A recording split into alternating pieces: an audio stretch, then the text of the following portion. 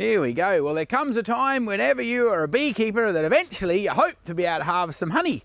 So we thought we might have a look in our hive, and I mean, it took a bit of a weight feel the other day, and I thought, that's feeling pretty bloomin' heavy, which should usually indicate that you've got some honey to have a look at.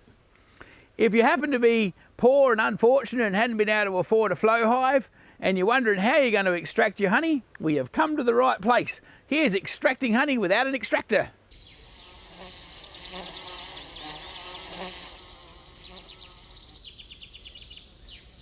So I figure the first thing we're going to need is a smoker, and what you really want is a box to put your frames in to cart it to, well, to cart it to wherever you're going to extract it. I'm hoping you're not going to do it in your kitchen, and if you are going to do it in your kitchen, I'm just hoping your wife's not home. And we'll get our little smoker out. I've got mine in a tin bucket because I do a bit of travelling. And you're going to want yourself a hive tool, of course, some description. We'll light this up first, and then we'll go and find a pot to put the frames in. This is what happens when you don't smoke anymore. You got to go and find your lighter. Cool. So here we go. We get our lighter. We'll give this a bit of a crank up. We're just burning a bit of random crap in this smoker. You can use hessian. You can use grass, pine needles.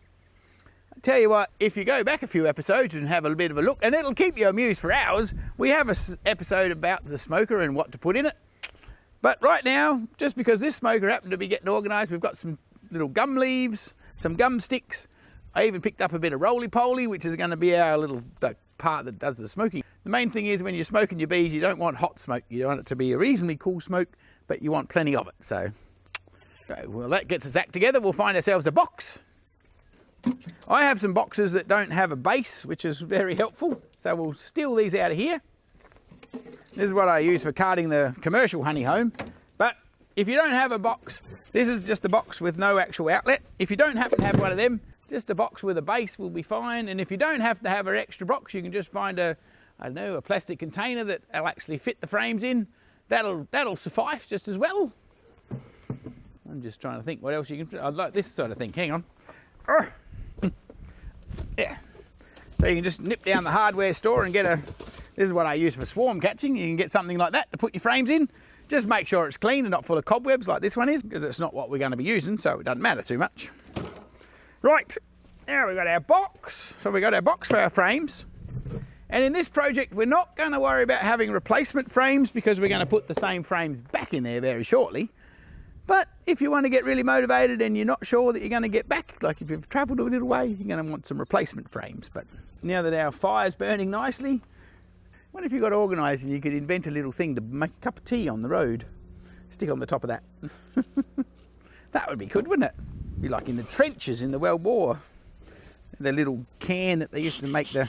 Mind you, if you were in the trenches in a war, you wouldn't want all this smoke. The sniper would know where you are and blow your brains out, wouldn't he? Yeah, what else do we need? We need a suit. We get our suit on. So we get our suits on. If you don't happen to have a bee suit and your bees are really friendly, maybe just put some sort of at least an insecticide thing across your head. Not an insecticide thing, at least a hat with a veil, that would be good. Here we go, the moment of truth. You never know what you're going to find until you open your lid of your bee box. I'm hopeful because I think it's reasonably heavy, so I'll be reasonably hopeful, but we'll never know. So we're just going to find out.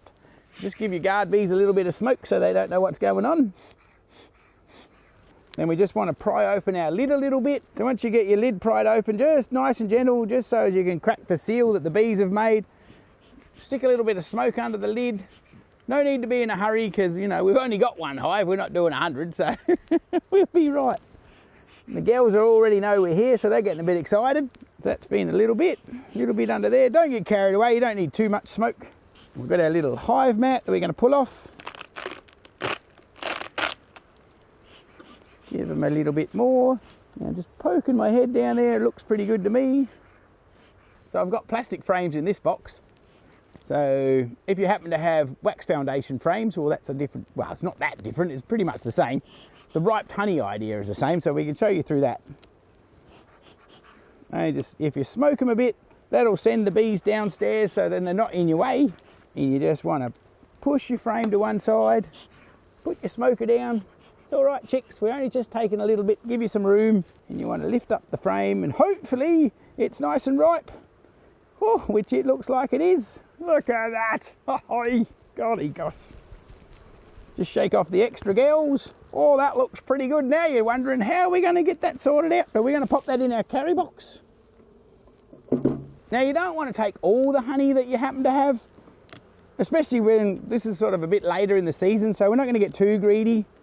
We're just going to take a few frames so we've got a bit of honey for the winter. And we've got something to put on our toast, and the girls have still got something to eat. I mean, keep in mind that the honey that the bees are making, they're not really making the honey for you and me. We're just taking some excess honey because they're very efficient little creatures, and they'll run out of room, and then they get sad if they haven't got anywhere to store their honey. So we're doing them a favour in some respects, but just don't get greedy, all right? So you just want to give them a little bit of smoke just so as they're distracted a little bit. These ladies are nice and friendly, so that's cool. So I don't have to get too stressed, hence no gloves, because they're lovely little girls. I reckon there's about 4 frames here we can nick, so we'll just do that. They're quite heavy, quite nicely capped. The girls have finished it off beautiful. We'll just pop that in our carry box. And that one looks pretty good. I reckon we'll take that one. Oh, now, just so as you know what you're looking for, I've got a frame here that we wouldn't want to take, because if we shake our ladies off, see now this side they've basically capped it all off and made it all beautiful. But if you have a look on this side, they're still ripening the honey. And by ripening the honey, I mean they haven't actually capped it. So this will have way too much moisture in your honey. So you don't want to take this frame, because if you're a professional beekeeper, you'll have a reducer and then you'll bloom and heat this stuff up, and which we don't do because it's not ideal, and I don't think it actually adds, or it actually takes away from the loveliness of beautiful, proper ripened honey.